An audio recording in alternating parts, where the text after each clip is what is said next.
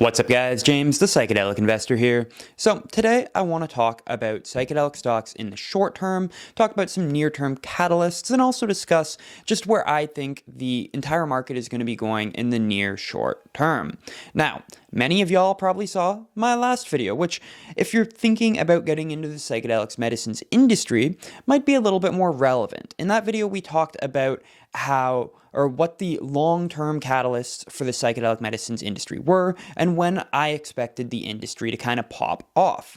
However, for those of us who are already currently in the psychedelic medicines industry, who already have investments in, say, MindMed or Compass or Cybin, whoever, it can help to kind of have a firm understanding of the paradigm that we're operating in and what we should expect the stocks in this industry to do in the next few months up until a year. So that's the purpose of this video, but of course I don't have a crystal ball, so I'm going to be giving y'all several different scenarios of what could happen, and then we're just going to have to wait and see what time ends up revealing to us. Alrighty, so I guess as good as a place to start as any would be recapping the thesis for investing in psychedelic medicines. Now, I've done this a million times, so we're going to try to keep it under a minute. So right now, we see several things. First of all, we are in the midst of a giant mental health care crisis. We have tens of millions of people with depression, anxiety, PTSD, and every single year, the numbers keep rising. On top of that, it looks like our current methods of treating these different conditions just don't seem to work very well.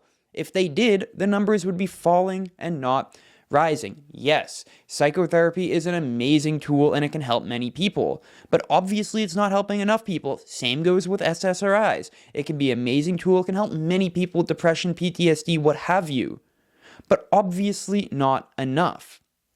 Now, at the same time as we see record numbers of mental health conditions and our current methods of treatment just aren't working, we're also seeing in labs, in clinical trials, psychedelic medicines such as MDMA and psilocybin are being able to treat these conditions at levels that we just have never really seen before. So I'm not going to get too much into the specifics because I've done a million videos on them, but we have the MDMA to treat PTSD trial that saw 67% as effectively a cure rate and an 88% treatment rate in terms of like decreasing the symptoms by 50% or more. We had that ketamine trial that saw like 80% of people abstinent after 6 months or a year or something. I think it was a year, might have been 6 months, after undergoing ketamine treatment for addiction. We had psilocybin trials to treat depression. What I'm trying to say is it is becoming obvious, it is becoming clear in the long term that psychedelic medicines are going to disrupt the entire mental health care treatment market. Now, we said this was about the short term. So I want us to think back, for those of us who have been following this industry since its beginning, the type of language that we were using in the very beginning, the philosophy that we had in the beginning of the psychedelic medicines kind of renaissance when it came to investing. We were discussing how the entire idea behind an investment in this field was that the market is short-term thinking. And even though we were seeing all of this positive data, all this positive new technology, the market just wasn't going to care until they started seeing profits this quarter. It doesn't matter that we have an MDMA to treat PTSD trial that shows 88% of people improved by 50% or more. If it isn't going to make them profit next quarter, they care about the short term. The market in general cares about the short term and not the long term. And we said at the time, this was our opportunity to get in. We're seeing the science, we're seeing the data, but we're still a few years out from profitability. Even revenue, we're still a few years out. So maybe we're like 6, 7, 8 years away from profitability. But this is our chance to get in. And then something a little funky happened. Psychedelic stocks kind of blew up. So we were saying before the blow up that we expected to see the stock prices more or less stay the same for months or years, many years, until we finally start to see companies become profitable. And then that didn't happen. We saw MindMed like 10, 20x. We saw companies IPO like Compass Pathways and ATAI Life Sciences with market caps of like $1 billion or near $1 billion. So we were starting to think, maybe the market does get it. Maybe we were a little bit wrong, guys. And then the inevitable crash came. At last time I checked, I haven't looked in a while, but last time I checked, many of these major psychedelic stocks are down by like 60, 70% from their all-time highs, which of course hurts, especially for those people that got in at the very peak, and even for us that got in at the very beginning when MindMed was like 40 cents a share. Obviously, it hurts to see it come down from $4 to whatever it's at now, like $1.15 or whatever. It hurts to see the numbers decreasing in our portfolio. But the way I see this is we're just returning back to the original philosophy that we held. And I think that our brains kind of broke a little bit when we saw this huge increase in the stock valuation. The idea always was, from the beginning, that the market wasn't going to pay attention to the huge wins on the scientific side until it started making money so we could get in now. And then when the market seemed to notice it, we all thought, okay, well, I guess it's starting now. Turns out, it's not. So we're kind of back to where we were in the very beginning. Of course, it's still like, if we're looking at MindMed, I think we're still like 5 times as high as it was when it IPO'd. So we still do have quite a lot of gains. Alrighty, guys, we're going to continue on this line of thought. But first, I just wanted to ask you guys if you knew about our newsletter, the weekly Psychedelic Stock Tips newsletter. I only get to do like 1 video a week. And while I do think these videos are pretty great, if you think the videos are great, hit that thumbs up button also. Wow, I can't speak. Anyhow, I only get to do 1 video a week, more or less. And there's just so much more information that y'all need to know. So if you sign up for our newsletter, I'll put the link down in the pinned comment. You get to see all the news stories that happen throughout the week, every single Friday, delivered directly to your news box. You get to see your inbox. You get to see all the different articles that I write for psychedelicspotlight.com. Again, in this newsletter, you get to see which stocks perform best on the week, which ones perform the worst on the week. And from time to time, we give little bits of tidbits of information and knowledge also. And you just get lots of great extra stuff. So definitely go ahead and sign up for that newsletter. Shameless self-promotion over. Getting back to what we were talking about. So, this run-up that we saw completely and totally broke our brains. And now we're just trying to get back to the original philosophy that we had, expecting the market to just absolutely not pay any attention to the good news. That being said, that is where the opportunity is. The opportunity is in catching the long-term opportunities that the wider market misses because there isn't profitability in the immediate term. So one of the examples that I used all the time in the beginning before the run-up was the Tesla example. There were people online that were pointing out the fact that Tesla had this amazing technology that would obviously in 3, 4, 5 years time disrupt the automotive industry, but they weren't going to be profitable for 5, 6 years. Now, a lot of people scoffed at that. They're like, where's the money? And then lo and behold, this technology did make them profitable. And now they're like 600% profit growth year over year. And their market cap is worth $1 trillion. Who could have seen that coming except the entire online investing community? I really do think we are in a similar position here with the wider psychedelic medicines landscape. We are seeing all of this really positive data coming out, extremely positive data coming out. And with the exception of that 6 months where the market seemed to catch on and then they lost interest, nobody seems to care. It is so obvious that in like 6 months, or in like 2, 3, 4, 5, 6, 7 years time, these psychedelic medicines are going to completely decimate the mental health care market, completely disrupt it, and nobody seems to be paying attention. So, what should we be paying attention to as investors and potential investors into psychedelic stocks over the coming months? Let's say 2022. Well, the same thing that we always should have been paying attention to, and that is not the stock price. That is the science, the clinical trials that will be coming out. So this year, we have several really pivotal clinical trials that are going to be happening. We have the MAPS second phase 3 clinical trial attempting to treat PTSD using MDMA. We've got Compass Pathways first phase 3 clinical trial attempting to treat depression using psilocybin. We have a bunch of Compass Pathways phase 2 clinical trials using psilocybin to treat things like anorexia, PTSD, body dysmorphic syndrome. I think I might have the name of that slightly wrong, but body dysmorphia, and others. We have MindMed's like whole slew of phase 2 clinical trials using LSD to treat anxiety. That's a phase 2B trial. To treat depression, that's phase 2A. To treat cluster headaches, that's just a phase 2. We have LSD microdosing to treat adult ADHD. That's going to be starting this year.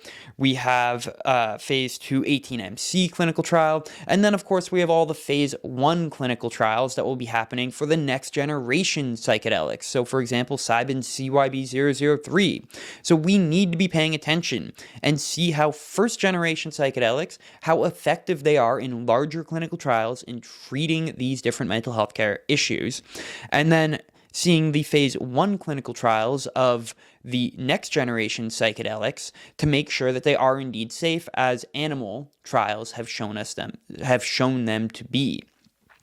And again, the market might not respond to this.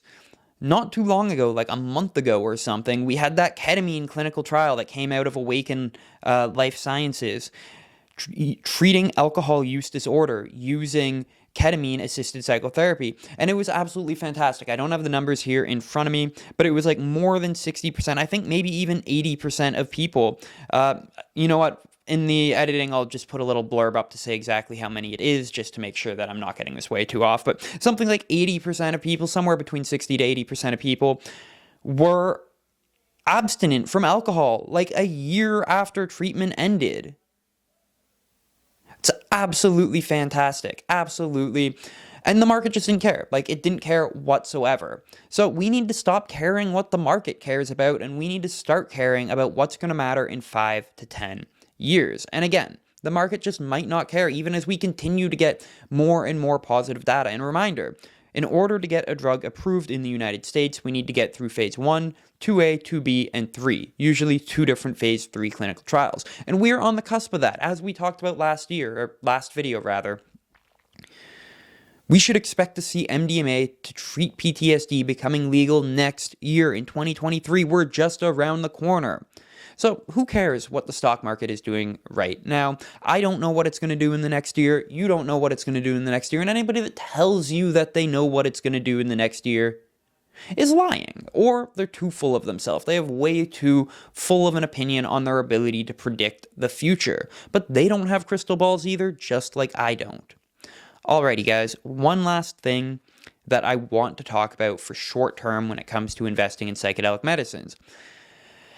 And that is the potential for a total market collapse. Now, to be clear, I'm not saying that this is going to happen. I have zero idea if it's going to happen.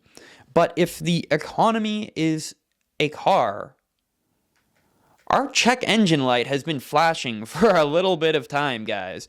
Let's just quickly go over all of the possible ways that the market could implode. First of all, we've got conflict, the scale that we haven't seen since at least 2003 happening, and it's absolutely horrifying. Second of all, something like 40% of the American monetary supply was printed in the last couple of years. I'm sure that's not going to go wrong whatsoever.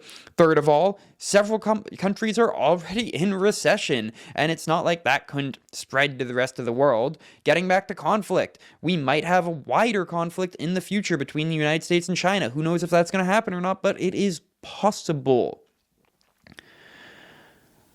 All I'm trying to say, guys, is that we live in uncertain times, and in uncertain times, it is often when it comes to investing, it is often the speculative companies that get hit both first and hardest. And that is psychedelic medicines. So there is a realm of possibility where instead of flatlining where they are right now, psychedelic stocks continue to fall. And we shouldn't care that much. Like, don't put too much of your money into it. Don't go all in on psychedelic stocks. But if you have a little bit of money in it, as I do, if you want to put a little bit of money in it, not your full portfolio, not even 10% of your portfolio.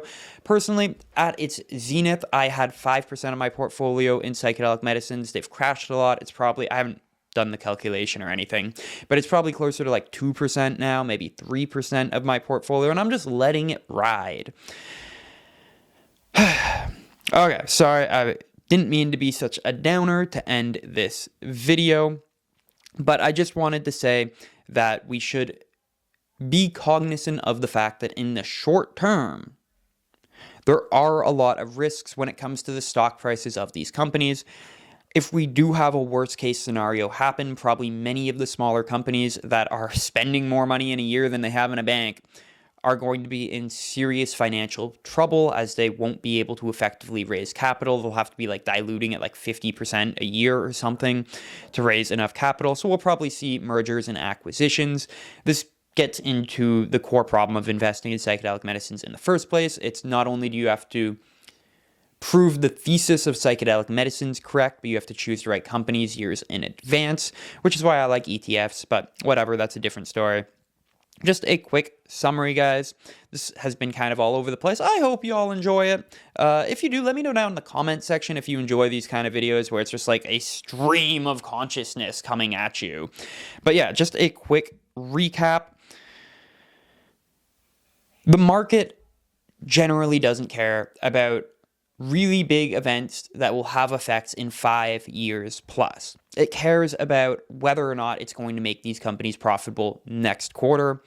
And that presents a giant investing opportunity for people that believe in the industry if the thesis comes out to be correct. Because we are able to get in early, and now that the kind of brain-breaking run-up that happened recently is over, we can get back to the original paradigm that we had when looking at this industry of being able to get in before the market realizes that this data that is coming out of these clinical trials will eventually make its way to the bottom line of psychedelic medicines companies.